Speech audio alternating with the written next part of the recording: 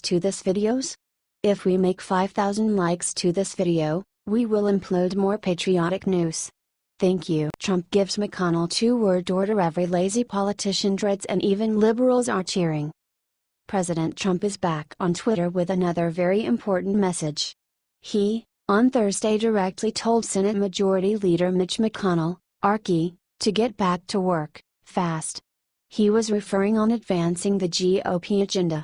For McConnell, Trump this week indeed expressed more frustration than ever before, reports The Hill. If you don't remember, McConnell expressed his opinion about Trump's excessive expectations for his agenda. On Wednesday, Trump also spoke his mind about it. He simply asked on his Twitter account, "Senator Mitch McConnell said I had excessive expectations, but I don't think so. After 7 years of hearing repeal and replace, why not done? The goal is to end Obamacare and they need to understand this as soon as possible."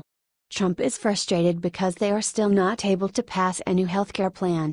Can you believe that Mitch McConnell, who has screamed repeal and replace for 7 years, couldn't get it done? Trump tells, must repeal and replace Obamacare. Regarding this issue, Trump's spokeswoman confirmed that currently is an ongoing frustration with the Senate leader. You can see the president's tweets. Obviously, there's some frustration. I don't have anything more to add, Huckabee Sanders told the reporters. Currently, the president is working and tweeting from his golf club in Bedminster. We will be working from over there for about 17 days due to White House renovations. The health care bill, on the other hand, is a serious issue that needs to be solved, and these men in the Senate better start paying attention.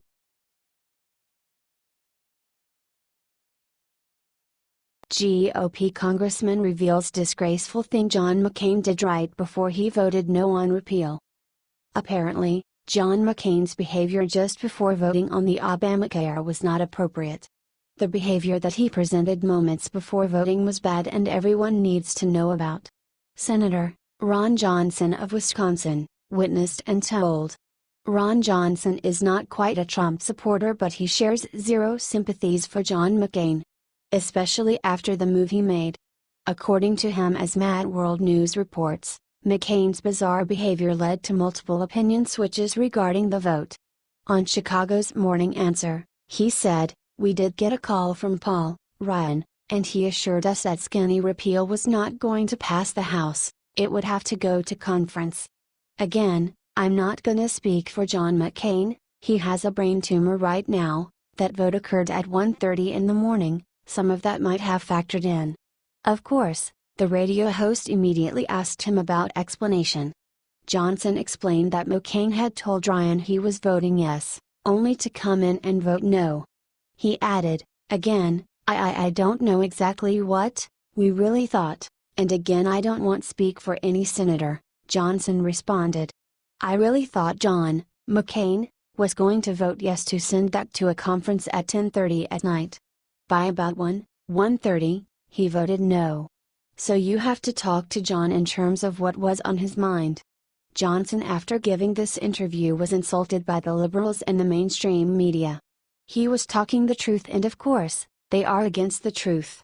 CNN's Ana Navarro, for example, instantly addressed that Johnson is not fit to say anything about McCain. "I'm disappointed I didn't more eloquently express my sympathy for what Sen. McCain is going through. I have nothing but respect for him, and the vote came at the end of a long day for everyone," he fired back. McCain, on the other hand, refused to give a comment regarding this issue. Instead, he once again went against Trump and commented on the current situation with North Korea. He said, "That kind of rhetoric, on North Korea, I'm not sure it helps. The great leaders I've seen don't threaten unless they're ready to act, and I'm not sure that President Trump is ready to act."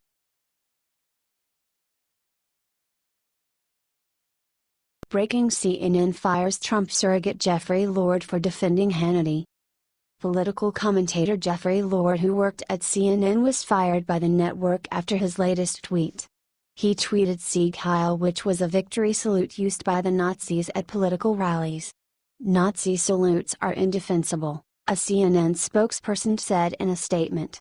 Jeffrey Lord is no longer with the network, Huffington Post reports. The tweet was directed at the president of the liberal group Media Matters for America, Angelo Carusone. Lord wrote an op-ed calling Media Matters a fascist group for launching a campaign to get advertisers to pull their support for Fox News' Sean Hannity, Huffington Post reports. Lord found out that he was fired from the network when he was in a CNN town car on way from Harrisburg, PA to NYC, and the car immediately turned around. After he was fired, he spoke with CNN's Brian Stelter on Thursday. "I love CNN," Lord said. "I feel like they are caving to bullies here," Huffington Post reports. Lord tweeted LOL. After CNN fired him, Yash Raleigh took it to Twitter to announce that MSNBC, NBC, and Fox News confirmed they will not hire Lord. CNN hired Lord as a political commentator in 2015. He was known for his provocative support of President Donald Trump, and he once said that Trump is the Martin Luther King of healthcare. Afterward, he said that he made a comparison between Trump and King deliberately and with reason because both of them threatened to use the crisis in order to pass legislation. CNN host Anderson Cooper infamously criticized Lord in May when he argued Lord would defend Trump if he took a dump on his desk. Cooper later apologized for the comment, Huffington Post reports. "It's too bad that Jeffrey Lord was fired because of one silly tweet. However, that is CNN's loss because he proved on many occasions that he's good at his job."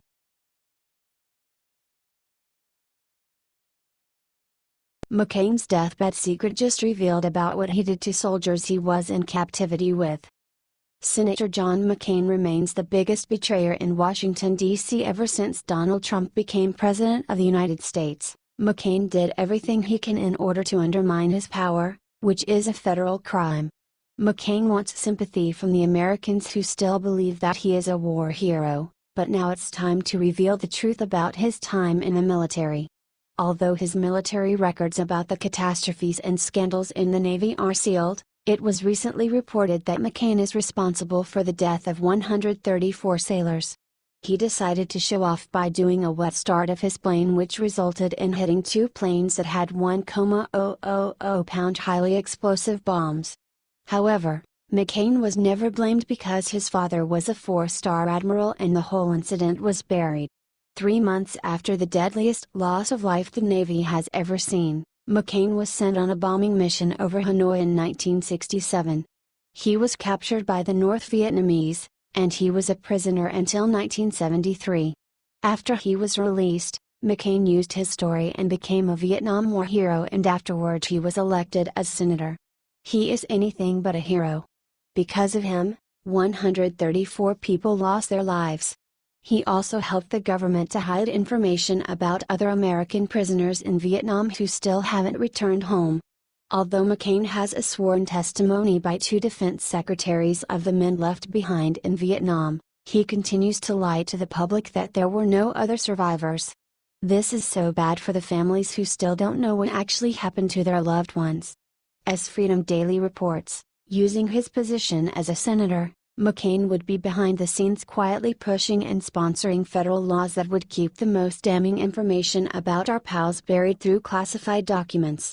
According to the government documents, numerous prisoners in Vietnam didn't return under President Nixon, who signed the peace treaty in January of 1973. Only 591 were released, including McCain. President Nixon promised the Vietnamese that the United States will help with a post-war reconstruction without any political conditions.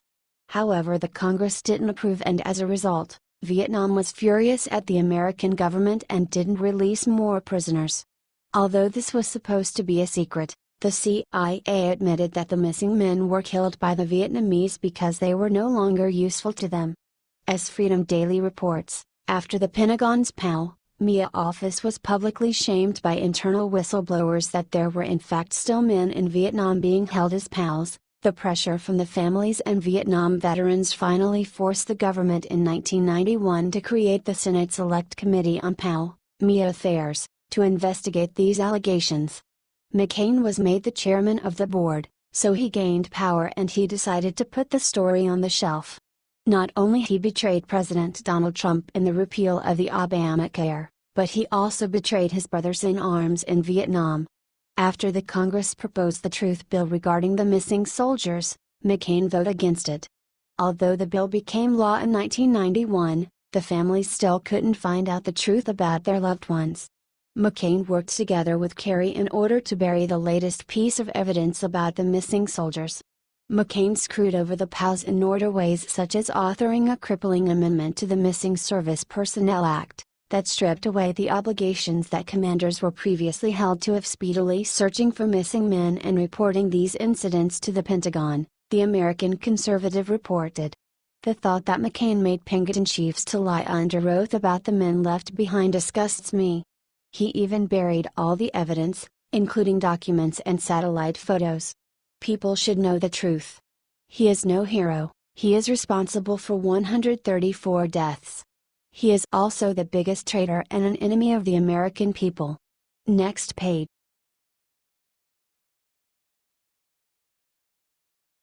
Justin Bill and Hillary Clinton caught in huge $5 billion North Korea scandal. Tensions between North Korea and the United States rise every day. North Korea is planning to attack Guam, which is U.S. territory in the western Pacific Ocean. The North Korean leader Kim Jong-un promised to launch a missile that will hit Guam. As a response to the threat, the U.S. President Donald Trump said that North Korea will meet fire and fury if the country continues to threaten the USA. Although the whole world has their eyes on North Korea right now, only a few people know that Kim Jong-un owns missiles thanks to the Clinton family. The New York Post reported, as President Clinton prepared to confront North Korea in 1994, ex-president and self-appointed peacemaker Carter went to Pyongyang to negotiate a sellout deal, give the North Koreans 2 new nuclear reactors and $5 billion in aid if they promise to quit seeking nuclear weapons. Carter even won a Nobel Peace Prize for this deal. How ironic. The former president even celebrated his achievement. However, thanks to him, North Korea has missiles ready to attack our country. It is just a matter of time when the first missile will be launched. What was he thinking? The North Korean leader is similar with the German dictator Adolf Hitler. Kim Jong-un is also a dictator who rules his country by paranoia. If the Chamberlain's appeasement policy didn't stop Hitler from wanting for more power, why would something similar work for Kim Jong-un? However, Clinton's and Carter thought that an appeasement can change things now. The New York Post reported, in 2002, the North Koreans revealed that they had been violating the accord from day one. 4 years later, Pyongyang detonated its first nuclear missile. After it was discovered that North Korea violated the accord, something should have been done in order to stop them, but the Clintons and the Obama administration decided not to do anything. Thanks to their poor efforts, North Korea can launch a missile attack against our country. They put the population of Guam at potential risk. Everyone should know that if they launch a missile, it won't be Trump's fault, but Obama, Clinton, and Carter are to blame. Trump is doing everything he can in order to protect our country.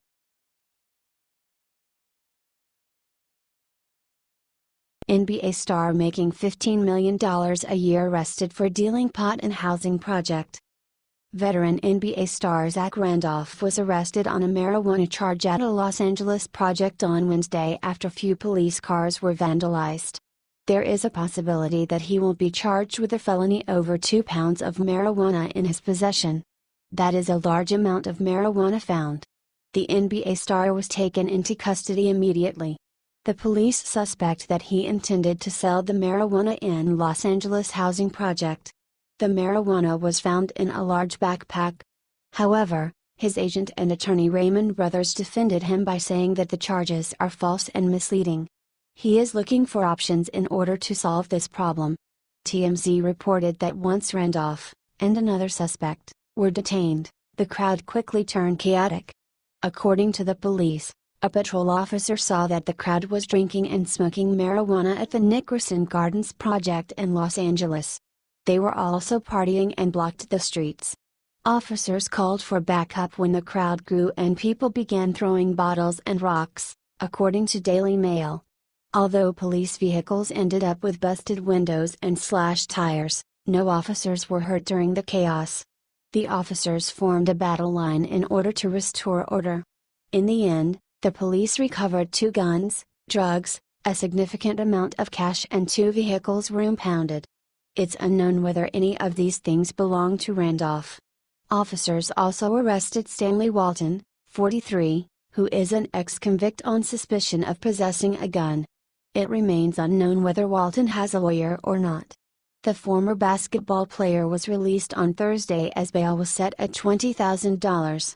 His next court date is scheduled on August 31, according to Daily Mail. Before Randolph signed a 2-year contract with the Sacramento Kings in July, he spent years with the Memphis Grizzlies. He has also played for Los Angeles Clippers and New York Knicks. His latest signed contract is actually a $24 million deal. Neither Randolph nor representatives for the Sacramento Kings commented about the incident. This is a developing story. Stay with us for further updates.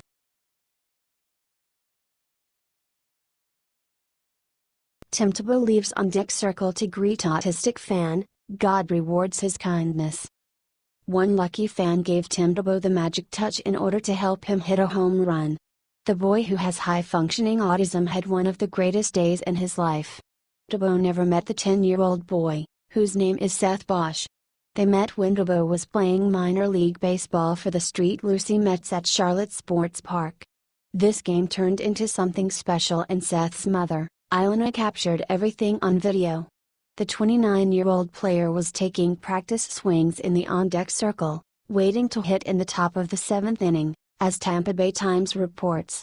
The 10-year-old boy was at the game with his parents and his sisters, and all he wanted was to meet Tebow. Not only Seth suffers from autism but also suffers from neurofibromatosis, which is a genetic disorder that causes tumors to form on nerve tissue. The young boy has a tumor behind his right eye. As a result, he can't play any sports. There was an ongoing conference on the pitching mound. When it was paused, Seth managed to stand up from his seat and go down to the backstop netting near the Mets Ondeck circle. He started waving to Tebow to come over. Tebow noticed the young boy and came over. Despite the fact that a netting was between them, they shook hands. Afterward, Tebow went back to the plate and something amazing happened. He hit a 3-run homer. When Seth came back to his seat, he was crying, Ilana Bosch said. And then Tim hit the homer. I started crying, too. How does that happen? I think God brought Seth and Tim together. After the game, Tebow and Seth met again and Seth's mother took pictures of them together.